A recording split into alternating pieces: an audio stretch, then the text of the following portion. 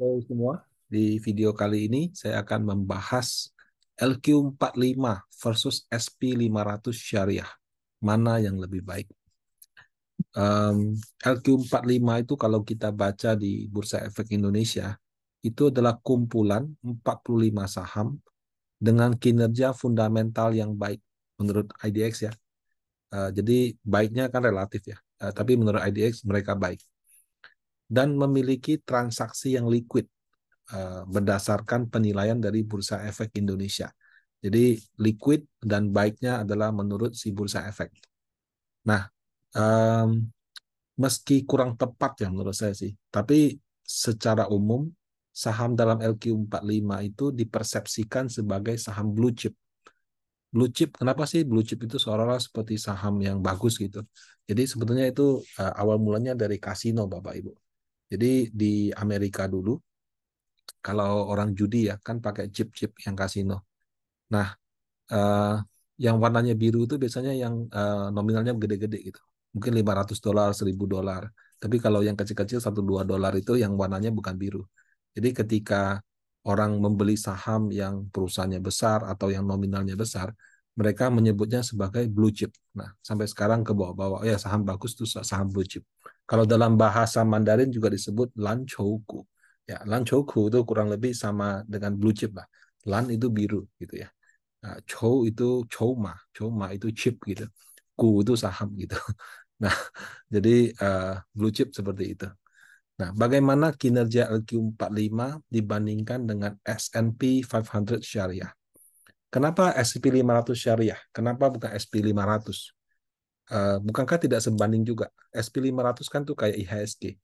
Ternyata enggak Bapak Ibu, saya juga baru belajar. Jadi pertama saya memilih S&P 500 Syariah karena reksadana di Indonesia yang diperbolehkan untuk berinvestasi di luar negeri itu per saat ini hanya reksadana syariah. Jadi kalau reksadana non syariah boleh ke luar negeri, tapi cuma maksimal 15% daripada dana kelolaan. Kalau reksadana syariah yang efek global boleh sampai 100%.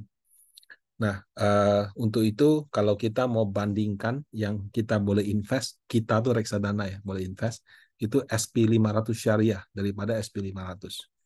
Nah, kemudian SP500 itu ternyata bukan IHSG-nya gitu. Kenapa begitu? Nah, saya kasih data ya. Ini saya ambil dari Statistika kalau nggak salah. Jadi di Amerika tuh ada dua bursa. Kayak dulu Indonesia ada Bursa Efek Jakarta, Bursa Efek Surabaya, digabung jadi Bursa Efek Indonesia. Nah, kalau di Amerika dia ada Nasdaq sama New York Stock Exchange ya. Kalau Nasdaq itu terkenal untuk IPO perusahaan-perusahaan startup, mulai dari IT, kesehatan, pokoknya startup-startup itu biasanya di situ. Kalau New York Stock Exchange itu kayak ya New York gitu loh, pusat keuangannya Amerika Serikat ada di situ. Yang apa IPO di situ kebanyakan itu perusahaan-perusahaan tradisional. Nah, tapi ya makin berjalannya waktu, pembatas antara Nasdaq sama NYSE sudah berbeda. Dulu NYSE cuma terima perusahaan tradisional, IT sedikit, sekarang mereka terima IT, terima startup. Sama juga si Nasdaq yang dulu fokusnya di IT, kesehatan, yang startup-startup sekarang juga terima perusahaan-perusahaan biasa. Belum lagi perusahaan yang startup dulu mungkin sekarang sudah mapan juga gitu. Jadi makin makin makin kecil perbedaannya. Dan kalau kita lihat itu per Agustus 2023 Nasdaq itu ada 3.505 perusahaan yang listing di sana. NYSD itu ada 2.309. Saya terus terang nggak tahu nih kalau platform transaksinya boleh kedua-duanya atau bagaimana gitu. Ya, jadi mereka tuh lebih ke bursanya aja, tapi harusnya transaksinya mungkin ya, mungkin bisa semuanya. Nah, kalau kita jumlahkan itu 5.814. Hanya bursa Kanada yang jumlah perusahaannya lebih banyak. Tapi begitu Nasdaq dan New York digabung, itu Amerika lah perusahaan paling banyak di dunia. Nah, kalau Indonesia bursa mungkin sudah 800 sampai 900. Di sini kok nggak keluar ya. Jadi harusnya kita juga masuk di salah satu yang apa top dunia gitu. Tapi ya masih Amerika yang lebih banyak. Nah, kalau di IHSG ada 800-900 saham, Diringkas jadi LQ45. Biasa sih urutannya dia dari IHSG jadi ADX 80, ADX 80 jadi ADX 45, ADX 45 jadi ADX 30. Jadi dari sekian ratus jadi 80, 80 sortir jadi 45, sortir lagi jadi 30. Jadi yang ada di ADX 30 pasti ada di LQ, yang ada di LQ pasti ada di apa namanya ADX 80 gitu. Nah, kalau di Amerika 5.800 itu disortir menjadi SP500 gitu. Nah, jadi SP itu seperti suatu indeks gitu. Nah, terus ketika saya mempelajari lebih lanjut waktu membuat produk Panin Global Syariah Fund, SP500 ternyata bukan 500 saham, Bapak Ibu. Wah, saya baru ngeh gitu. Jadi SP500 itu 500 itu kayak trademark gitu. Tapi jumlahnya sebetulnya bukan 500. SP500 Syariah per September 2023 itu cuma 273 saham. Dan setiap bulan berubah-ubah, Bapak Ibu. Saya nggak tahu ya, mungkin pakai kriteria syariah, mungkin juga ada karena kriteria likuiditas. Jadi setiap bulan itu bisa 260 sekian, 270 sekian, 260 sekian. Tapi sudah pasti 200 plus-plus gitu. Jadi walaupun SP 500, bukan berarti 500 saham. Nah, sehingga kalau kita bandingkan LQ45 yang merupakan ringkasan dari 800-900 saham di IHSG dengan SP 500 yang merupakan ringkasan dari 5 ribuan perusahaan di Amerika, itu sebanding Bapak Ibu. Gitu. Nah, jadi tidak masalah dengan jumlah sahamnya karena yang satu dari 8.900, yang satu dari 5.800 gitu. Bagaimana dengan kinerjanya? Ya. Kalau bursa kita kan, kalau kita lihat memang sedang karena tren suku bunga dan lain-lain, harganya jadi kurang bagus. Amerika juga mengalami hal yang sama. Nah, kita lihat perbandingan kinerjanya seperti itu.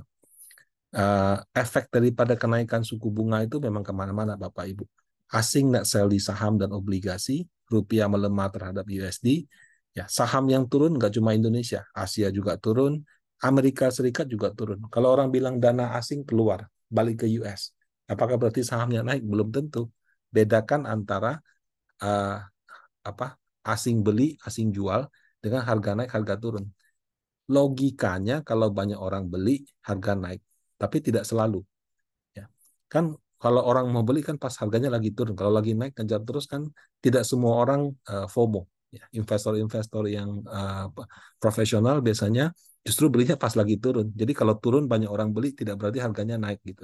Karena bisa saja yang panik jual itu lebih banyak daripada yang tenang beli. Nah, kalau Anda jadi pihak yang panik jual, ya Anda yang dimakan ikan-ikan besar itu.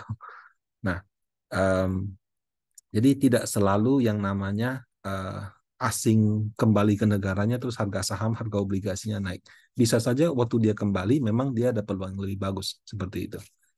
Nah, jadi aliran uang dengan kinerja sometimes bisa searah, sometimes tidak.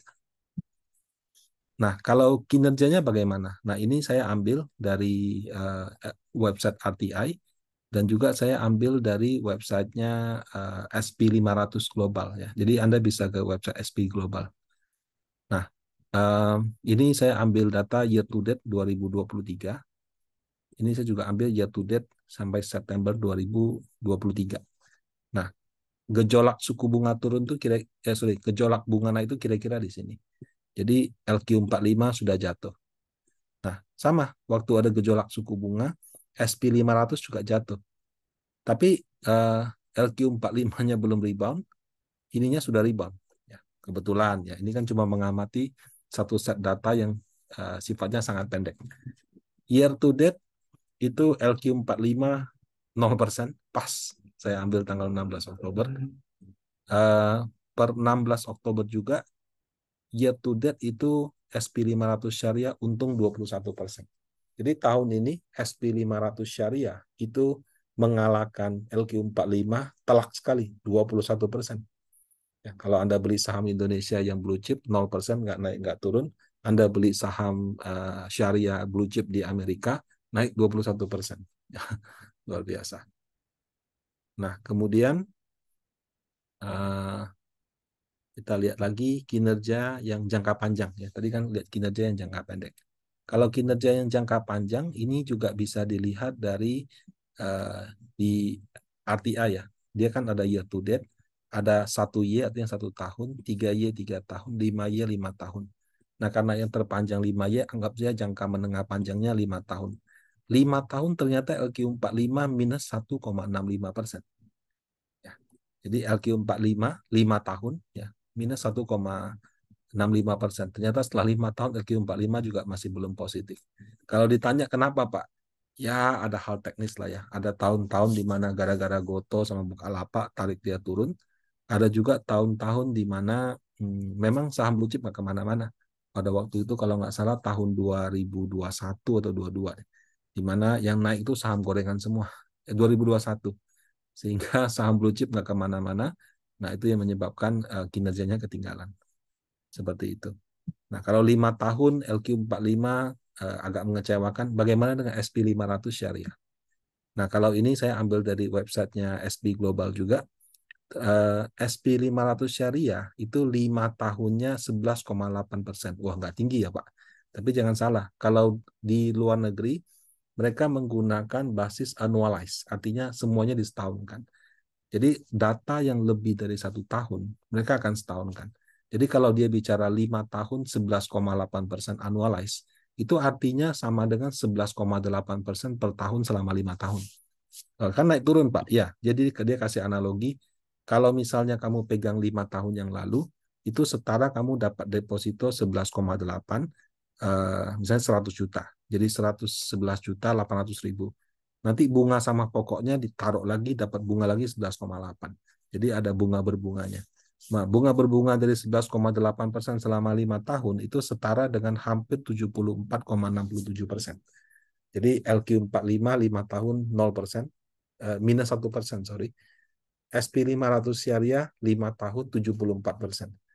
Nah, jadi berdasarkan selisih ini, ya harus kita akui bahwa reksadana indeks saham di Amerika itu outperform dibandingkan indeks saham di Indonesia.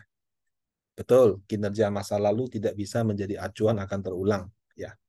Tapi harus kita akui bahwa perbedaan ini menunjukkan perusahaan-perusahaan di Amerika itu kemampuan perusahaannya dalam menghasilkan laba dan kenaikan harganya lebih baik dibandingkan Indonesia, gitu.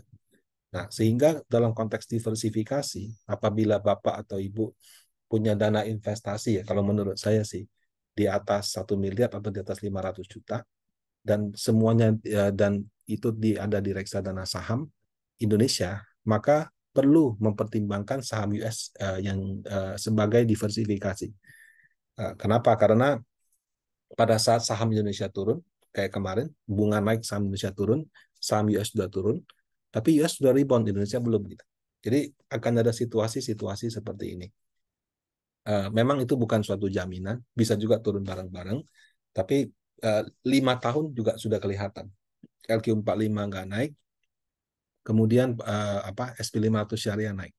Nah, kalau buat yang minat, di Pandin Asset Management ada namanya Pandin Global Syariah Equity Fund. Itu reksadana saham yang dikelola dengan target menyamai SP500 syariah. Adjusted setelah pajak ya, karena kalau kita invest ke luar negeri ada pajak juga. Kalau misalkan Anda senangnya blue chip, tapi blue chipnya Amerika, menurut saya produk ini bisa menjadi salah satu pertimbangan. Nah, kalau di Indonesia gimana Pak? LQ45-nya 5 tahun masih minus 1%. Mau tidak mau, fund manager harus mengelola secara aktif. Karena kalau dia kelola secara pasif, hanya ikut saja, kemungkinan hasilnya juga tidak optimal. Nah, demikian sharing saya kali ini. Semoga bermanfaat. Terima kasih.